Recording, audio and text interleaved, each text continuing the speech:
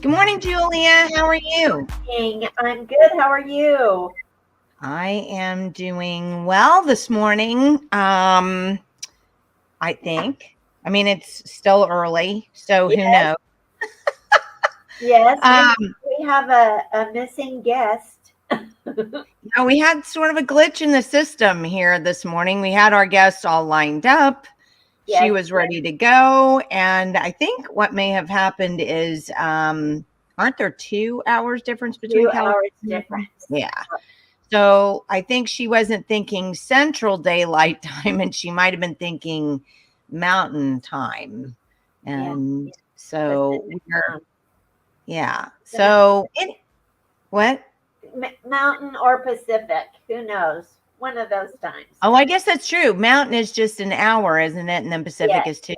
Yeah. Okay. So she may have been thinking Pacific time. And so we have made all of the appropriate help text messages and emails this morning. So we're hoping that before we end today that we'll have Yvette on to actually talk about her movie. But we wanted to have Yvette on because she is super interesting woman.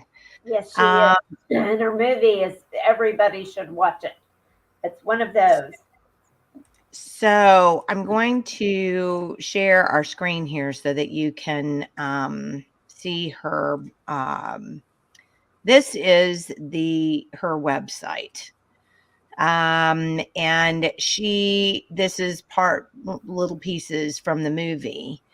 And we watched the movie, and she did a really great job. I mean, she was very well done. Yeah, she was the producer, and I'm not sure if she's the director of it too, but she was the producer of the movie for sure because she's credited as that. So she basically put this whole movie together. I mean, that's something to be said. But at the beginning of the movie, and what I could not wait to talk to her about was they literally sold their belongings and bought a motorhome and hooked it up to their car and drove around the country. And during which time she was not only doing, working on this movie, but she was also educating their children. Yes. And I mean, to me, that is be educated. Do what? What a fun way to be educated. Oh, absolutely. I mean, and you hear of people who do that. Yeah. I don't know what her husband does for a living, but I know with mine, he can work anywhere. Anywhere he has a computer and internet, he can be working. Right. So, you could legitimately do that. But I mean, what a leap of faith. Yes. Yes, absolutely. And just, I love it when people are overcomers and obstacle busters which, somebody will say, I can't do it because, and I love those people that did it anyway, had the same obstacle and did it. So it's like, well, that's an excuse buster for sure. And just keep going and moving and making not just good things happen, great things happen. That's just so inspiring. Yeah. Well, this is the logo. What? Anything, and also teaches their kids that they can do anything any way they want to. Well, and that's an excellent point, and it's one that should be, that we should really cover here. I mean, I do believe that today, one of the things that we do with children that we should not do with children. I mean, there's so much parking of children in front of electronic devices. Oh my goodness. It's terrible. I mean, and basically the mind shuts off, and, that child is just getting the endorphin rush from, whatever colors they're seeing on the screen. Right. And it's just simply not good for developing brains. I mean, it's not good for, you go out to a restaurant and you'll see couples. I hate this. It just breaks my heart. I want to go over and sit down next to them and go, put your phones down. And talk to one another. Talk to each other. Oh, we've caught ourselves doing it. Yeah. It's like, oh my gosh, stop. Yeah. Yeah. And usually it'll happen to me because Dave will say something about something and I'll go, well, hang on a second. Let me look that up to verify that. And then it's like, put it down. Yes. Yeah. So if you have kids and you can put them in a vehicle like they did, right, and drive them around, the country, oh my goodness, and think about all the activities that you could do as a family and the memories that you'd make. Yes. I mean, and the people that you meet and yeah. other things. Yeah. You can actually go to her website. It's schoolhouserocked.com, and it's all one word, schoolhouserocked.com. And you can actually stream the film from her website. Yeah. And so you can see the whole thing. And they've got a DVD that you can buy. But when you stream the film from her website, you have to put in your email address, and they, whatever, will send you this free homeschool survival kit. Right.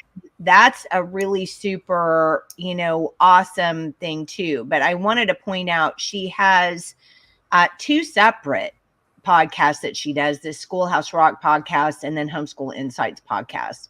And she's got her own YouTube channel for both of those things.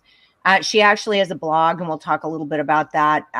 One of the articles that she had written, because I pulled it out so that we could talk with her about it today.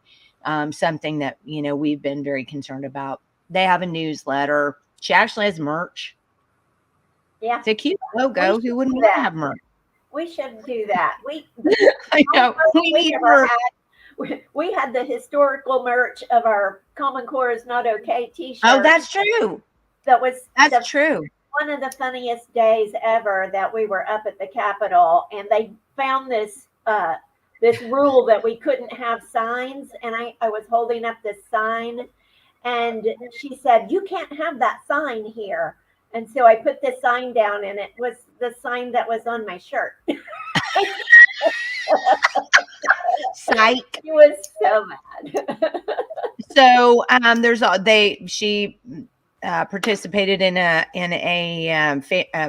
homeschool expo. A great group. Some of our favorite people, Sam Sorbo, Andrew Pudwa. We've got to have Andrew on one time. Alex Newman. Numbers of people here. There's some of her merch. Yep. You can actually get her podcast on the website. So you can find out about those there. Here is her blog. She's actually got that on the front page of the website. So she's got quite a bit of great information on her website. And so I really, really suggest that you go and look through her website. And we were talking earlier about the fact that uh, I had pulled out some things from the movie. Yes. Then I wanted just a couple of places that I wanted to watch, that I wanted to talk to her about. And so since we still don't have her available, I'm going to go ahead and let me say this. If she does not make it on today, we will rebook her. And possibly even in August. We've got one spot left in August. Oh, that's true, we do. If not August, then September. We'll get her on here because she's so encouraging. Her movie is so encouraging. Her writing is so encouraging. We still want her, even though there was probably a miscommunication somewhere along the line. Yeah, but that's so true. And I know that and I've told this story 100 times, but there's always maybe somebody new watching. Yeah. When I, with a master's degree, as somebody who had actually taught in the public school classroom, okay? Yeah. When my son came home crying, and when I say crying, it was crying, and he was crying every day. It wasn't like a one day he came home and cried. It wasn't that. It was constant. Can you homeschool me? Can you homeschool me? Julia, you remember that whole time. I do. And I remember thinking to myself, that's crazy. I'm not homeschooling you. I don't even know where I would begin. I can't do that. Plus, those people are crazy and they're weird. Who doesn't want to go to public school? I remember having all these thoughts. And, if it hadn't been for Dana, right. We had, Dana Foreman, who used to be with Rope during the Common Core years. She had homeschooled her children, and she was actually involved in a classical conversations community at the time. And if it hadn't been for her saying, you can do this, it's not that hard. I've done it for years, and kind of showing me how to do it, I swear it never would have happened. Right. Because I would have been freaked out by the notion. You wouldn't have had the other side of the story. You wouldn't have had the other side of the story. And that's what this is, the other side of the story. Yeah. Yes. And I do think so those of you who are watching, let's say you think like I used to, homeschoolers are crazy. I don't even really care, okay, fine. Just watch the movie, because the greatest thing about the movie is that it really explains not only why people would want to homeschool, but that why it's great for your kids to homeschool. It gives you lots and lots of parents who are talking about homeschooling that you can kind of derive some excitement from and some encouragement from. This isn't public school at home. This isn't, oh, I'm so nervous because I'm going to have to find these chairs and my kids are going to have to sit, and I'm going to have to find 7 hours a day if they're in high school to give them something to do. That's not homeschooling. This isn't what that is. If you just pick out the classes that you want your kids to take, and you can do that. I based mine on what the Oklahoma State Department of Education says that children who are graduating from high school in Oklahoma should have over the course of their high school career. And so I did base it on that. I'm not saying we did 100%. I'm just saying, I was like, okay, so if I need 3 or 4 credits for English, then I need to find an English program for 4 years, basically. Right. But the greatest thing about it was when I sat down, I knew how to lesson plan, right? That was one thing that I did know how to do. And I think a lot of parents, that's kind of overwhelming. You're like, well, how do I even go about creating if I start and they're in 7th grade. How am I going to get all the way? How am I going to get all the way out? And you put that idea notion on your head, and it kind of starts weighing you down. And you're like, but then what if they don't get everything they need? Well, here's the thing. They get everything they need by being with you every day. Right. I mean, they do.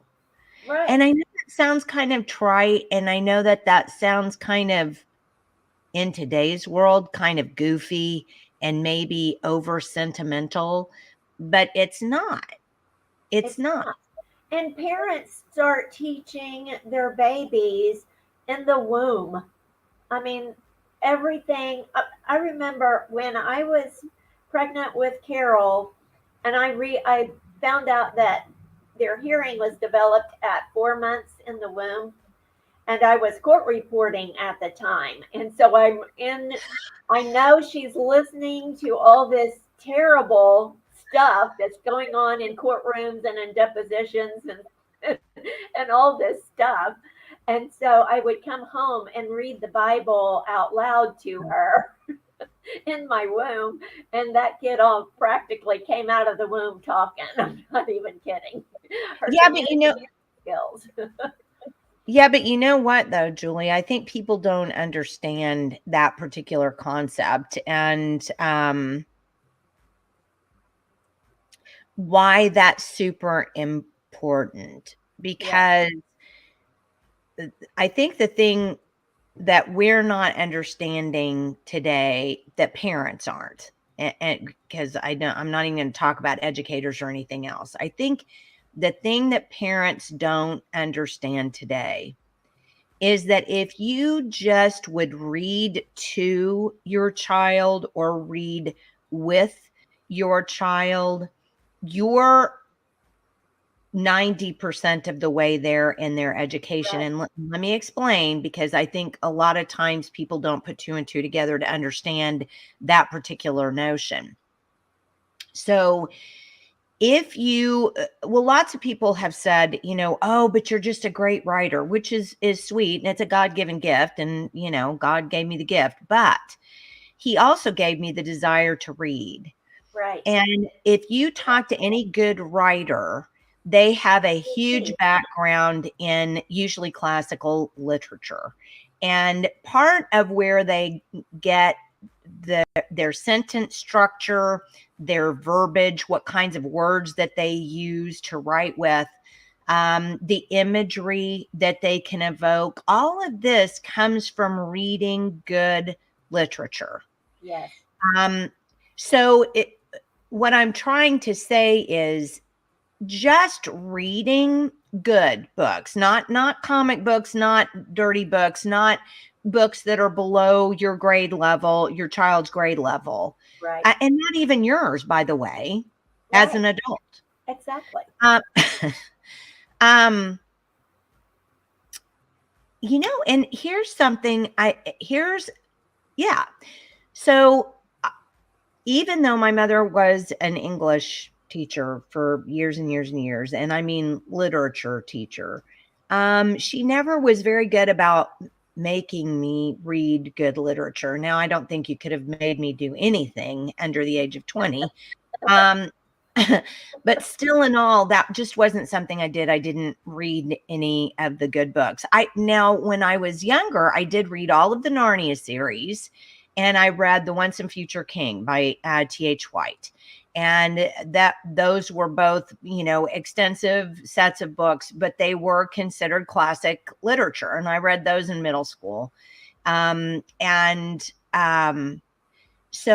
about 4 years ago, I believe it's 4 or 5 years ago, I decided that I was going to go back and I was going to really force myself to read some of these books that I had never done. And by that, I mean things like Frankenstein. I read a lot of Jane Austen. I read a lot of, it was the best of times. It was the worst of times. I can't even remember the name of the book, even though I could tell you all about it. Dickens. I read a lot of Dickens. And I'm trying to think of some of the other classic books that I read. But I was shocked, having gone back, as an adult, to read those. The language in those books is, I would say, easily 100 times better than the language that any of us are practicing today. Well, we read Shakespeare. We read Romeo and Juliet when I was a freshman in high school. And my teacher, of course, this was way back in the day, had this video camera, and we actually acted out Romeo and Juliet, which turned into actually a comedy because it was hilarious. We were on the baseball field videoing Romeo and Juliet, and I was Juliet, and but it was hilarious. It was quite hilarious.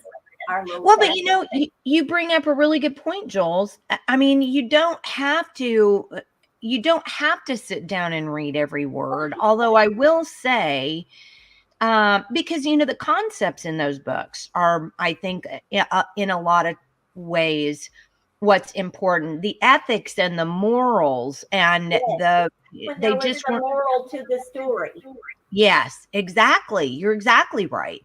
So I think even just the overarching composition of those books is important. So if you do act it out, and even if you're silly with it or whatever, I mean, you really do learn some things that we're not certainly getting in public school classrooms by and large today.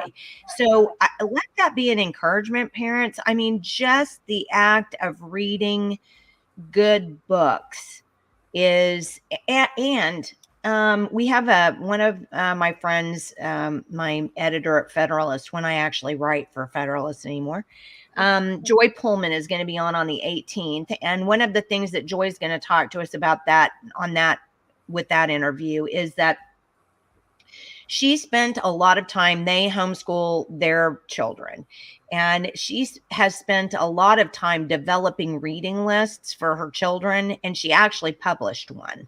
Okay. So if you'll mark down on the 18th of August, Joy Pullman, who is an editor, the senior editor at the Federalist magazine, she'll be on the 18th. And she's a brilliant woman. Yes. But we're going to talk not only about Common Core, but I'm going to have her really talk about children's literature, and because it's hard, and people say, well, I don't even know, what to get my child to read. They're in second grade. I can't get them to read Hamlet. Well, no, obviously, but I'm telling you, one of the best things that you can do, and what we did with our kids for younger children, Dr. Seuss. Yes. Dr. Seuss you cannot go wrong with Dr. Seuss. But then another one was, we read all of the Beatrix Potter series, all of the bunny, what was his name? Peter Rabbit, all of the Peter Rabbit, and the duck and the squirrel, and her whole series we read with our kids. And Wind in the Willows, another one that we read with them. So Anne of Green Gables, Anne of Green Gables, amen. Betty and I read that series all together.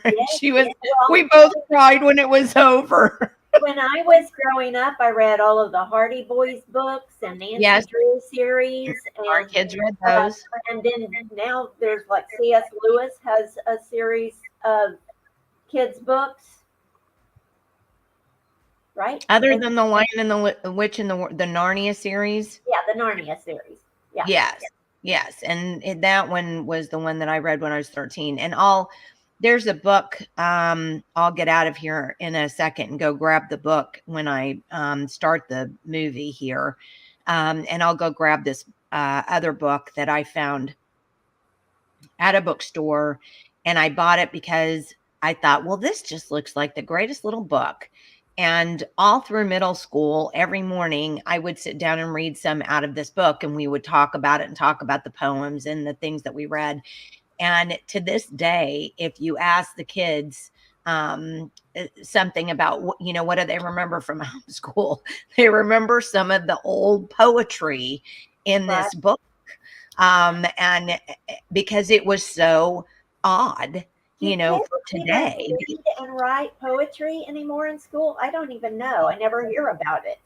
We I used to don't. read it and we used to write it. We used to write plays. Mm-hmm. Yes. Well, let me do this. Let me put on, we're still waiting. And so for those of you who have tuned in, I'm sorry, but we've had some kind of cross communication issue and our guest is not here this morning. So, but we are going to, I'm going to share my screen again and pull in the movie clips. Yeah, I'm going to play the movie for just a little bit. This, I started it at a place that I kind of really liked. And so I'm hoping everybody will like where I started it. And I'm trying to figure out how to get it. Oh, there it goes. I have been in situations where parents are trying to help third graders with their homework and they can't do it because it doesn't make sense. We find that the student will say, well, if I don't do it, the way my teacher said, then it doesn't matter if I had the right answer. Right. It's wrong. We grow up in a system, typically, that we think that we need somebody up at a blackboard writing it down and us taking, like there's a standard protocol to learning. And I think that that's stifling. It certainly stifled me when I was in school. I, for one, was a child who was pretty much always just painfully bored in school. I just remember most of school was about how to survive this excruciating boredom and staying in one spot, and you couldn't work ahead. You couldn't do anything other than what everybody else was doing. For me, real life started when school ended. I did not enjoy learning, and I was dissuaded from writing because I was told I was math and science, and I did love math and science, and now I'm an author. So go figure. So what do you think the solution is?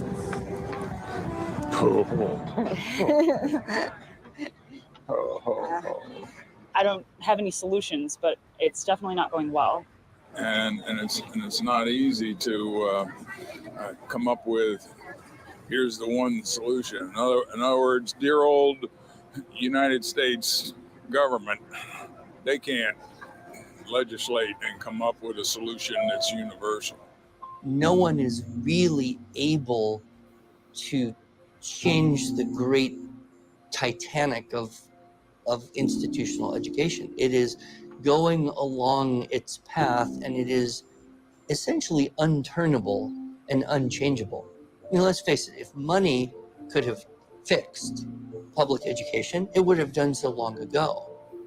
If the newest iteration of standards could have changed public education, it would have done so long ago. And so we continue to throw things that don't work at this great ship of institutional education, trying to change what it is, and it's not worked, and it's not likely to work until it really kind of breaks apart and has to be redesigned. And in the meantime, what's happening, people are not waiting for it to sink and break apart. They're jumping off and finding other ways to get where they want to go. And so as Jay and I looked at what was happening in our little town just across the river from Portland, Oregon, as we started looking around, we began to pray. We wanted to open a full-time homeschool resource center for families. And at the time, it seemed like an impossible stretch. And so we began to pray, and we pulled a community together here in Vancouver, Washington. And now we have the area's first full-time homeschool resource center, 17,000 square feet, where people can come Monday through Friday. And every single day of the week, people walk through the front doors of this building and they're saying, I want to pull my kids out of school. I love that. Who are watching what's happening in the culture right now can see that there has been a massive shift in the culture. And a huge part of that shift is happening in education. It's not about reading and writing and arithmetic anymore. It's about social engineering. It's about teaching our children that there's 15 genders and that there is no God and that their parents aren't the final authority.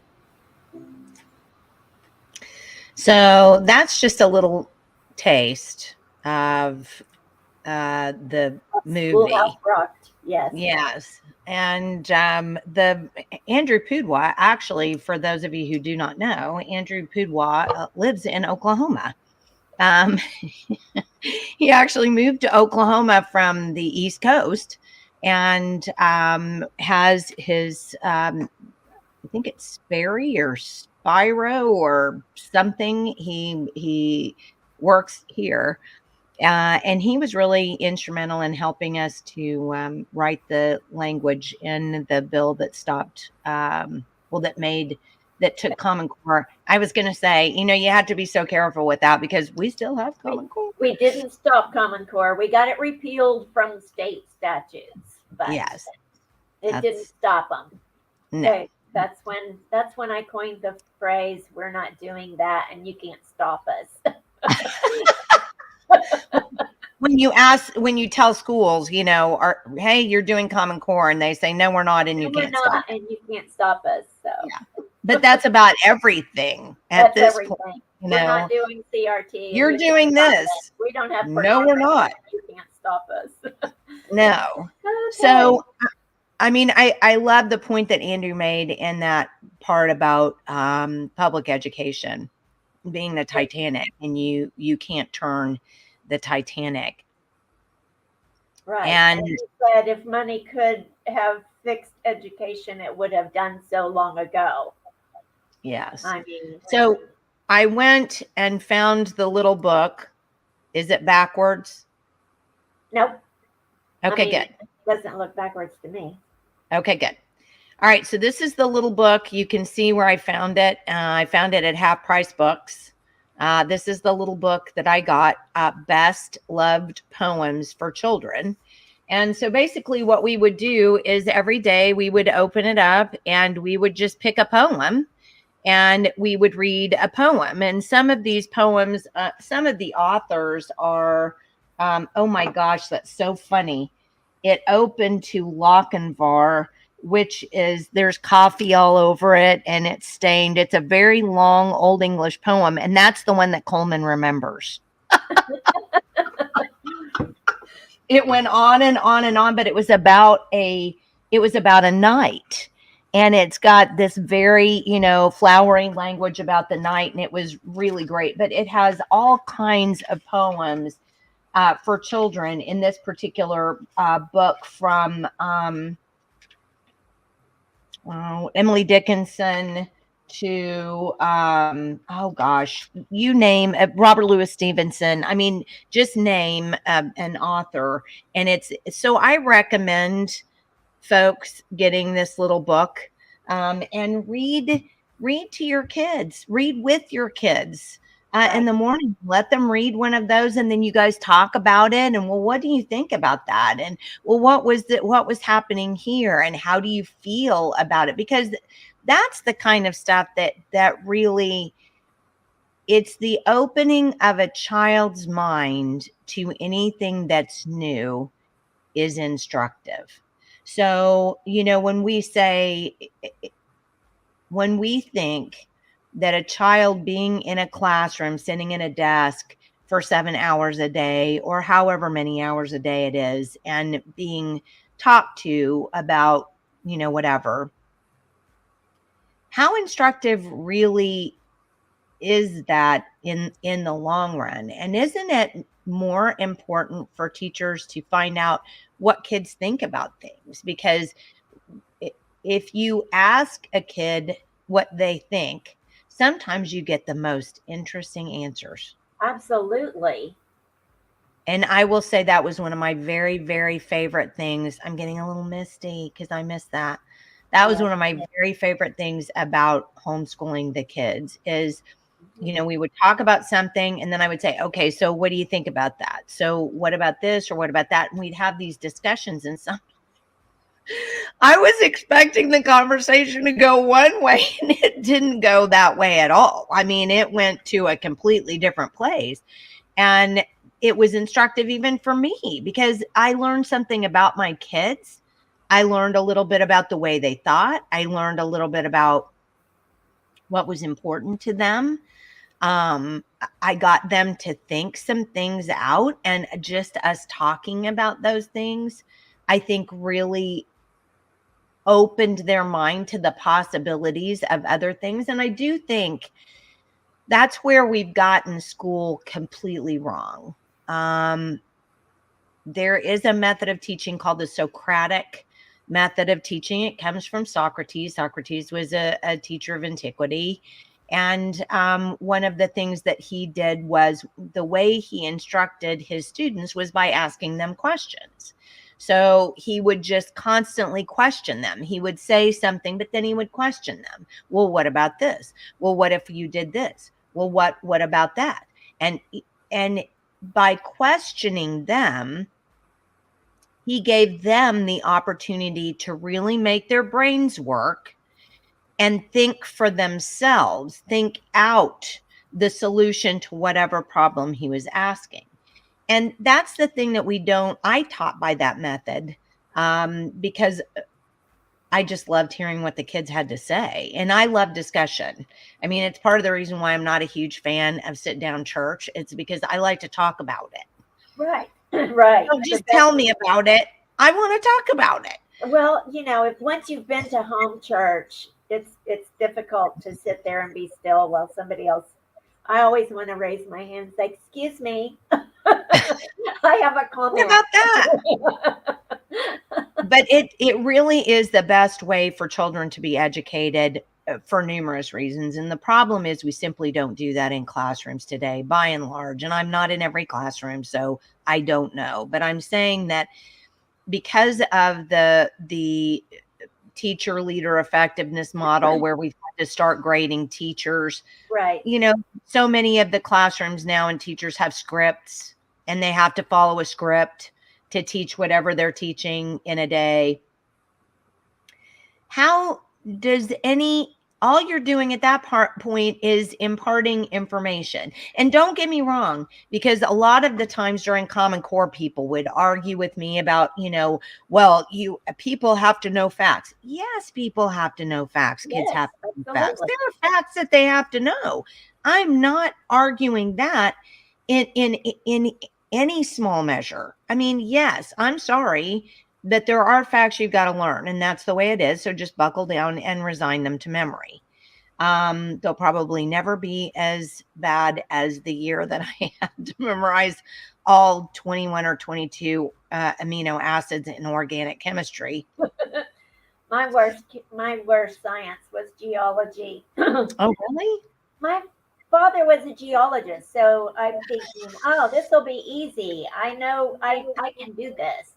And I was like cross-eyed. Of course, I had tonsillitis the first 2 weeks and missed the first 2 weeks of that college class. So tonsillitis, Julia, or mono? No, I had my tonsils removed. So got down to 88 pounds. But anyway, did survive. Yikes. Yeah.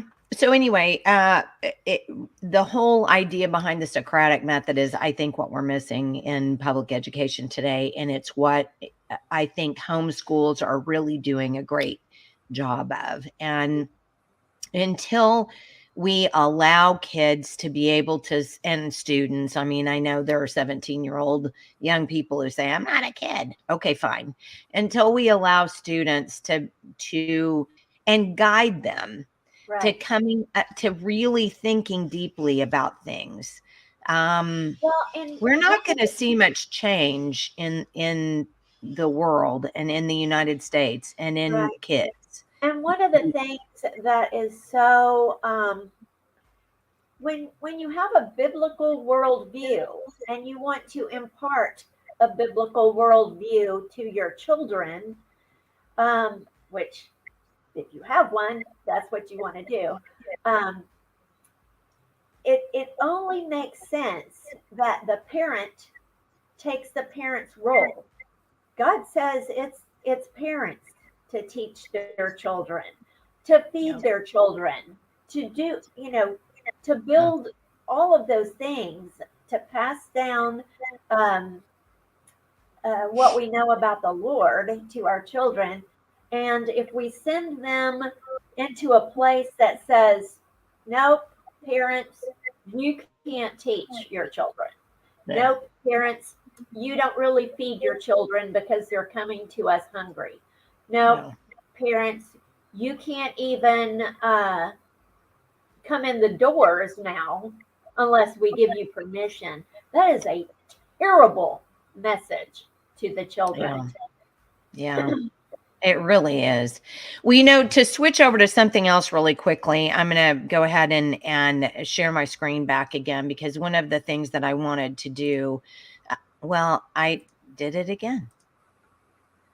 One of the things that I really wanted to talk about is, and I wanted to talk about this with Yvette.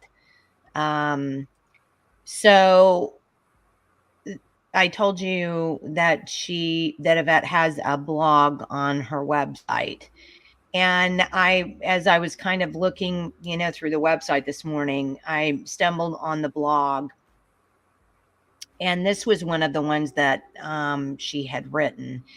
And it's called "Why Opting Out of CSE Isn't an Option." Now, if you saw our video with Monica Klein, kind of middle of last month, Monica Klein was a Planned Parenthood she is a former Planned Parenthood whistleblower. Turned whistleblower. Absolutely. She taught comprehensive sex education in public schools. Because public schools, no matter whether they say they are or not, they are contracting, especially in the Tulsa public schools, they are contracting with Planned Parenthood to deliver or a subsidiary renamed something else for the red states, kind of. Yes. So if you are not aware of this, then what you need to do is you need to go back to our Rumble or YouTube channel, Facebook, whatever. It's easier to find on Rumble or YouTube, those channels. But you need to go back and you need to find the video with Monica Klein, and you need to watch it. It was, oh my goodness, it was powerful. And it was really, I mean, Julie and I have, known all of this stuff for years, long before it was even brought to the public eye. But to hear somebody who was involved in it talk about it, it's kind of a gut punch. It really is. Our next newsletter is going to have some of that information in it too. So, because everything's theoretical until it falls into your lap, and it's so easy when it's theoretical to be able to say, oh, ew, that's bad, but you're not really internalizing it, right? You're not really, taking it from here to here.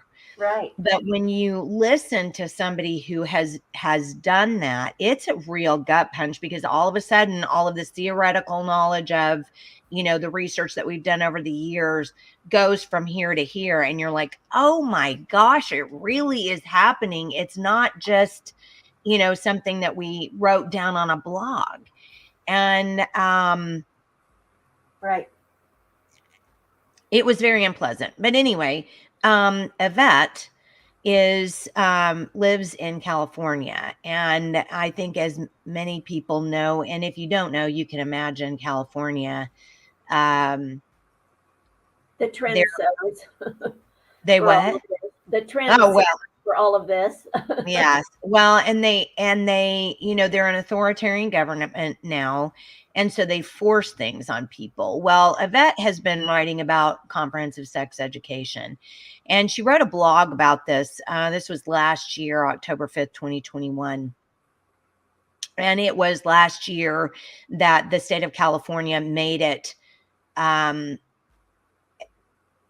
am I trying to do? Every kid in the public school has to take comprehensive sex education. You can't opt out. This isn't an I'll just opt out kind of a thing. Right. So if you are in the public school, you have to take it. So she said that she was looking on their Facebook page, and she posted a letter basically that had come to her attention, that basically was talking about, it says, this letter informed parents that the fourth grade students would be fourth grade students. Okay. Now I internalize that. Fourth grade would be participating in a series of lessons, questioning the definition of family, considering the question, what is culture, and examining perspective and stereotypes. And understanding stereotypes can lead to prejudice and discrimination. Now, stop and think, what fourth grader, really, honestly, I mean, and be honest, don't go, be honest. What fourth grader is going to understand any of those concepts? And if you do have a fourth grader that understands any of that concepts, there's a really good chance they've been sexually abused or have a bad home life. Because the majority of fourth grade students are not going to understand understanding that stereotypes can lead to prejudice. Fourth graders aren't really getting prejudice and stereotypes at that point. They're still in that, oh my God, you pick your boogers. That's gross. Yeah. That's the biggest prejudice that they have. And or cooties. Ew, I'm not sitting next to her. She has cooties. Any of this stuff is awful. So what you're doing, and I can't emphasize this enough, if you bring something to a child who has no knowledge of that topic beforehand, you have indoctrinated that child. Yep. That isn't we're not just theoretically discussing this. We're not doing, you have infringed upon the innocence of that child by dumping the knowledge that they're not developmentally ready to receive and process. And when you dump information that a child is not ready to internalize and receive and process, that is indoctrination, because you're giving them information before they're ready to process it on their own. And basically that is the definition of indoctrination. So you're indoctrinating children into seeing prejudices and stereotypes where they had not seen them before. So think on that. Right. What's the job of the communists? The job of the communists is to break down society. How do you do that? You break apart family and you drive wedges between people by putting them into groups. Because when you group the people, then suddenly they can become a group that's stereotypical or can be ascribed stereotypes or that can be discriminated against. Okay. If we were all one people, it'd be pretty hard to discriminate against each other, wouldn't it? Right. It's, well, and you know, putting everybody into a category is just people. God created us all uniquely to be unique, and you know, you have red team, blue team. You have all these different groups that. If somebody says, well, I don't like that person, well, then the whole other group that likes that person has to attack. And it's like people wonder why the Marxists are making such strides. It's because they have people fighting against one another unnecessarily, when if we were all focused on our families and doing the right thing and loving our neighbors and all of those the principles that actually bring us together, then the world would be a better place. Absolutely. I mean, without question. So, you know, that's the thing that that's the place from where you have to start immediately. You have to start with that particular premise. Gosh, if we're all God's children and we're all one people, then why are we fighting? Well, it's because people are legitimately telling you, white people, black people, Native American people, you can keep your culture, right? Which you should. You can keep your culture. Diversity. Homeschool is it's going to bring us the most diverse society ever. Yeah. Whereas in institutionalized learning, they try to make they called it Common Core. They wanted every student to learn the same thing every day in the same way with the same script, Yeah.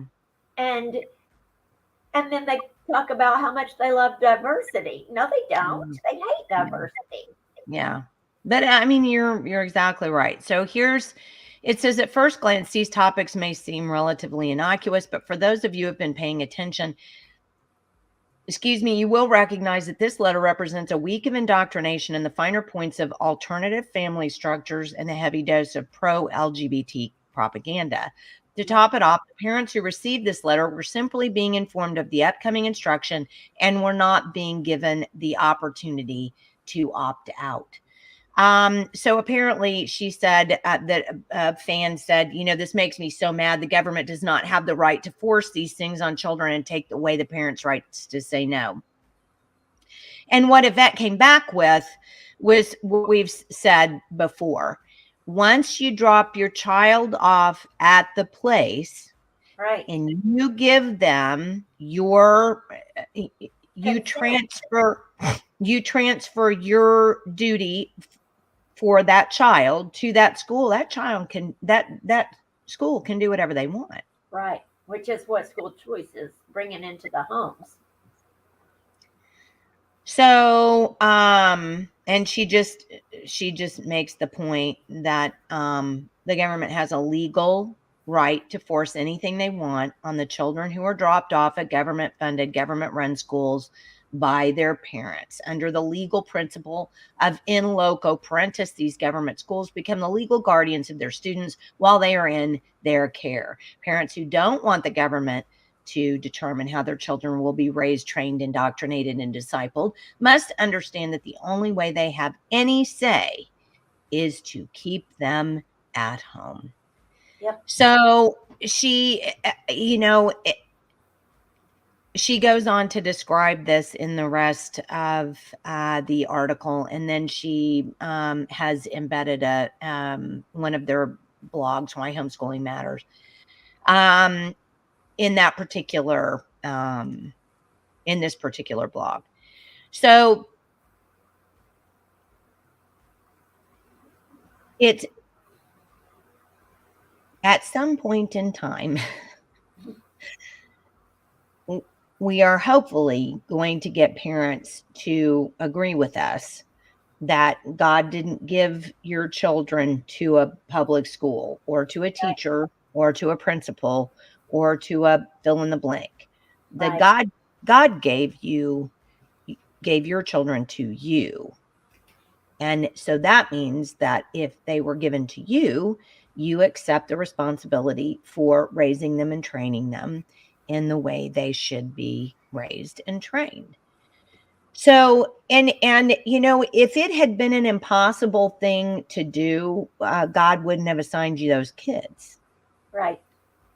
So it is possible, where he makes a way.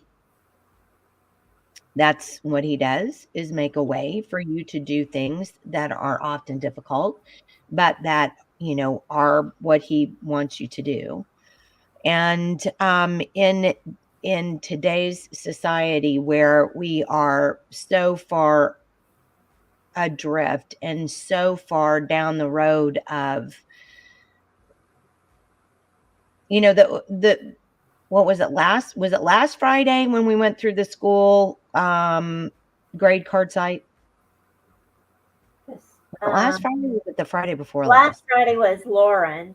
Oh, that's right. So the Friday before last, we went through the so anybody who's watching who wants to that was our 2-hour podcast. Yes. You can scan through to find the parts that you want. There is a hold on one second. It was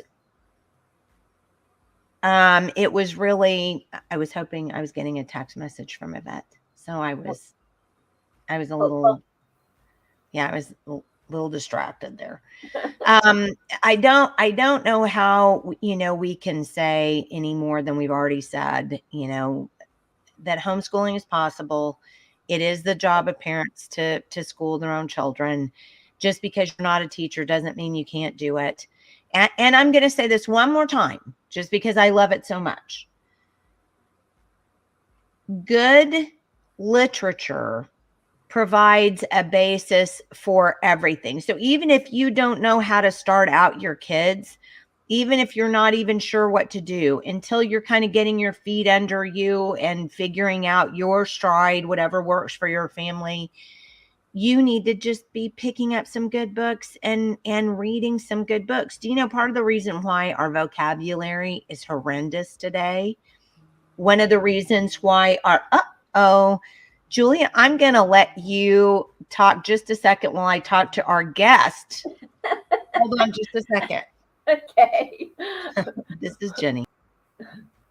Well, so she was talking about good literature and how just reading great books to your kids is always going to be educational, and everyone can do it. And this movie that the Schoolhouse Rocked movie has several different ways that parents have homeschooled their kids, and several different ideas. And there's things popping up all over the state of Oklahoma to help parents homeschool if you want to. So if you want to homeschool, find a way. We haven't talked about the pornography and the age inappropriate content that is in public schools today. But one of the things when we were fighting Common Core, one of the teachers from my daughter's school, Donita, she traveled with us places and taught. She had a whole presentation, which is on our website, wrote2.org. Donita would talk about just age inappropriate books. And this was back before it was the pornography. It was just the damage that it does to kids mentally and emotionally and all the different ways, just to be forced to try to learn things that it's setting them up for failure, trying to teach them things that is not on their age level. So get some good books, and you'll learn right along with your children. If public education has not equipped you to teach your 5-year-old or your 10-year-old, then that already is a problem. And you've been teaching them, you taught them how to eat, you taught them how to go potty, you taught them how to, my kids were both reading by age 3, mostly because I love to read to my children, and we had books, and I would get bored with them, so I taught them phonics. So, my 3-year-old Carol, she loved to read to her little itty bitty baby sister, and I just thought, she had all the books memorized, and I came home with a stack of new books, and she started reading the new books to her sister, and I thought, what is she doing? Is she just making up stories, or what's happening here? So I went and looked, and I'll be darned, she was reading the new books to her sister. That's how I found out she could read, actually. But you can teach your children. And my husband used to, this is how they learned math. My husband would take all the change out of his pockets when he'd get home from work and throw it on the coffee table. And he'd say, if you can count it, you can keep it. Well, my kids learned how to count money real quick so they could keep it. Isn't that funny how they'll learn to count for that? Yes. So I was just on the phone with our guest. Yes. So I learned several things, which were interesting. Okay. I didn't know this, but they don't live in California anymore. They live up the road from me. Are you kidding me? She should have just come to your house. Well, it's not up the road. I mean, they live outside of the Tulsa area, but I mean, for Wow. me, it's kind of up the road. So I was like, pretty close. I know. I said, now don't forget it's Central Time. She goes, well, we're on Central Time. So I went, well, hello. So they just had really, what happens with all kinds of families, and it brings me to a thought actually. So they just had kind of a family issue last night and that's all taken care of. But the point of the matter is it just kind of upended their schedule a little bit. Well, when I was a kid, because, I'm getting up there in years, when I was a kid. Don't say that because I'm older than you. Well, but you just don't say that, Yeah. and we just don't have to say, but I just now started saying I was middle aged, which, is going to make me Methuselah, but still. well, hey, we'll see. So when I was a kid, there were a couple of sayings that were very prevalent in society. One was that children were seen and not heard. And the other one was that you don't discuss religion and politics. Yeah. Okay. And my parents took these things very, very, very seriously. So we went to church. Yeah. We went to church, but we never discussed Jesus or God or anything outside of the time that we were at church, or maybe in the car on the way from or to. Okay. So it just didn't happen. And don't get me wrong, I love my parents, and everybody, those of you who know me know that I lost my mom this year, and I still am not over it. I loved my parents. They were very good people. But I'm just saying that was the way society was in the 60s and in the 70s. It just was that way. And so we kind of got brought up with that, I remember like my parents would have parties and they would put us in our bedrooms, and go, hey, y'all stay in there because we're having a party. And that's fine. I'm not saying kids have to come to every party. I'm not saying anything like that. But what I am saying is we got to the point where, at least in our generation, where we were shut out of the concepts of politics and religion, number one. And number two, because children were to be seen and not heard, there wasn't that relationship with children. So it was really easy for parents to just say, hey, this is the school's deal. I'm gonna send them to a public school. And, it was a very rare few parents who said, no, I'm gonna, educate my kids on my own. So that's all very interesting. As a matter of fact, I remember asking my mom, because, we'd all go in the car to the polling place because my parents voted on every election. We would go in the car to the polling place. And then, I would say when I was older, I would say, so who'd you vote for, Mom? And she would go, well, we don't talk about that. That's not something that we talk about. I was like, come on, Mom, really? Now, obviously, when we were older people, then that's not the truth. We talked about all kinds of politics, and who's voting for who. And she would, even in her later years, she would text me and go, give me the list of the people that I'm supposed to vote for. So we went from, I'm not telling you who I'm voting for, to give me the list of people I'm supposed to vote for. Right. Yeah. But the point of the matter is that we got to the point where I think parents legitimately started to feel like that disconnect from their kids.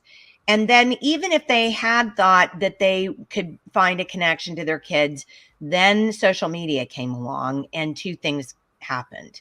One, the kids got addicted to the social media, Right. and parents got addicted to the social media, and parents started doing this. Oh my gosh, my family doesn't look anything like that. They're so perfect. And look, they look like they're carved out of cream cheese and they're all beautiful and blah, blah, blah. And my family just doesn't look like that. And so then we started comparing ourselves to each other. And that didn't help anything either, because no family is like another family. Well, and now you've got people, the plastic surgery and the injecting and the all the things. Ugh, that Well, you know, and people even that, but I think we kind of societally, it became easy, particularly in the 60s and 70s, for parents to kind of, put a wall of separation between their kids. And then their kids grew up and kind of had that same philosophy, I went to public school, so I'm going to send my kids to public school. You hear people say that all the time. right. Well, but my parents, and this is just kind of another. I lived in a small town, and my parents, if I was around, we talked. We were very communicative. So the children not being heard from was not a thing in my house. And my mother would never say, don't talk about, religion or politics. They would never say that. But my, we, like in summertime, well, we would get up and leave the house and go play in the streets, in the woods, at a friend's house, on the baseball field, you name it. Mhm. We were gone all day long. And I mean, to the extent that, that's what we wanted to do. We learned problem solving, though, because you get yourself in a fix, you better know how to get yourself out, because there were no parents around. And like when you get caught toilet papering a friend's house. yeah, well, yeah. Stuff like that, And I even one time was in a bike wreck and had bloodied myself up and ripped my shirt. And so I had to go get another shirt. And I was so afraid that if my mother saw me all bloody, she would make me stay in. So I snuck into the house, cleaned all the blood off, got a better shirt, got a non-ripped shirt, and was on my way back out the door as quietly as I could. And my mother sees me and she goes, "What are you doing?" I said, "Well, I had a bike wreck." And clearly, you could see skinned elbows and all the things. And she goes, I said, "So can I go back outside?" And she goes, "Looks like it." I had already solved the problem. I was like, "Okay, see ya." But And it's so interesting to me too. One of the things that happened when we actually had our kids, because we started out with our kids in public school, sold a perfectly good house and moved to a neighborhood just for that public school. It was the one where my sister and I went. That's the first thing a real estate person will tell you. Oh, it's in a good school district, which I guess they're all good according to real estate. Yeah. And, the school was in our neighborhood, essentially, and it was about 6 or 7 blocks. We lived about 6 or 7 blocks away from the school. Well, there were some times that I would take them to school, if it was raining, obviously, or if it was freezing cold or something like that. But most of the time, we expected them to ride their bikes or walk. There were, 3 of them. Usually. And they could, all go together. It was inside a neighborhood. I can't tell you the number of times I had parents who would say, "How can you let your children walk to school unsupervised?" Yeah. Aren't you afraid of your kids walking to school unsupervised? Because my kids didn't have phones until they started to drive. They were not allowed to have a phone until they were 16 years old, and started to drive. So they didn't have any. Survived. Yeah, so it bothers me that on one hand we can't let kids be kids. Oh my gosh, you let your kids go to school by themselves, but then on the other hand, we want to let those kids be lorded over by a public school that is out of our control, that does not have a biblical worldview, that will not let you have a biblical worldview. Yeah, and as Yvette, pointed out in her blog, you can opt out. I Right. mean, so anyway, we're coming up on 1 minute and 10 seconds, but I did want to say that Yvette has been rebooked. Good. And she was, bless her heart, she was so apologetic, and I felt so bad because I was like, but I should have probably texted you too, and I just forgot. So to remind her, but the thing of it is that families can overcome, I mean, just about anything, so long as they stay together and there's communication and there's love. And your family may look messy. Your family may have, I mean, God knows, ours is not a perfect family. Right. And to think that somehow, I mean, to aspire to perfection is fabulous. I mean, I think we should all set the bar really, really high. It's like reach for the stars. Even if you don't make it, you'll still fall among the clouds. Whatever happened to that thought? So, to aspire to perfection is laudable. I think we should all do that. But we all have to realize that, there was only one human being that was ever that. Right. And, we're not that. So That's the we goal, but we're not anywhere close. So yeah, we have to give ourselves permission to be messy. We have to give ourselves permission to stop whatever we're doing in a day to take care of a family situation. I keep going back to the Sam Sorbo quote. What did she say about it's about priorities. It's not about checklists. Exactly. It's about priorities. What is the most valuable thing? Yeah. And we do checklists. We Right. don't do priorities. Right. And until we start really say this is the pro and con list. Oh, that's what she said. That's right. The list, not the pro and con list, the priority list. Yes, I need to pull that down. And maybe time remember today. They used to say it's not the quantity of time, it's the quality of time. Yeah. That's wrong. that's not true. But that's exactly right, because I think about it, look at it like this. If it's not the quantity, but it's the quality, how much quality are you getting in an hour? Exactly. I mean, if your kid is in a school for 7 hours a day, where do you even have the time to find some quality time? And where is the quality? Remember when we talked about what the investment, the return on the investment? Yeah. Not quality. It was under 50%. Yes. By their numbers. Yes. So Yvette has been rebooked for the 23rd. So those of you who are watching who did not have a chance to see Yvette, and we are poor substitutes. We agree. Sorry. But go watch her.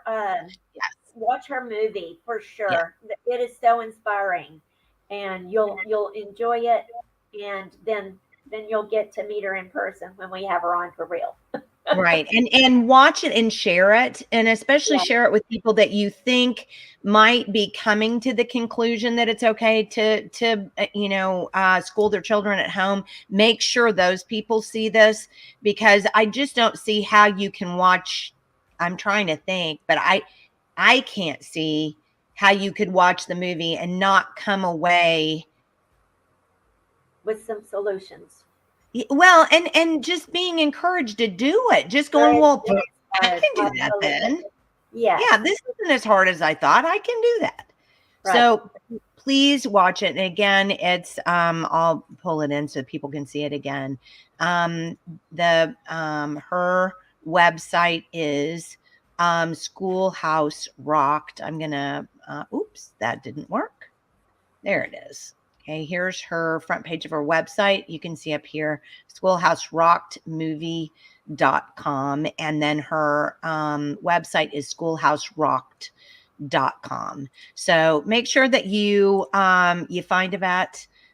She is now an Oklahoman. Yay. We should go see her. I know, we should. We should have an in-person one. tune in. Oh, and on Friday. Yeah. Another We have, Oklahoman. yes, we do have another Oklahoman. We absolutely do. Author Amy Cook will be talking about her journey from educator to activist and her new book, Warrior Up, Empowering Women to be Warriors for God. So please join us for another Oklahoman on Friday, Amy Cook, who will be talking about her book. So thank you for being with us today. We always appreciate those of you who tune in and watch us. And if you ever have ideas for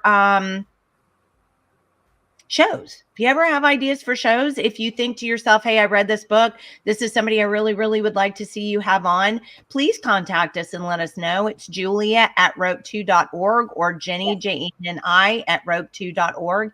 And we're happy to hear your suggestions. So also, if you want to be on our newsletter, it comes out once a week, usually on Mondays.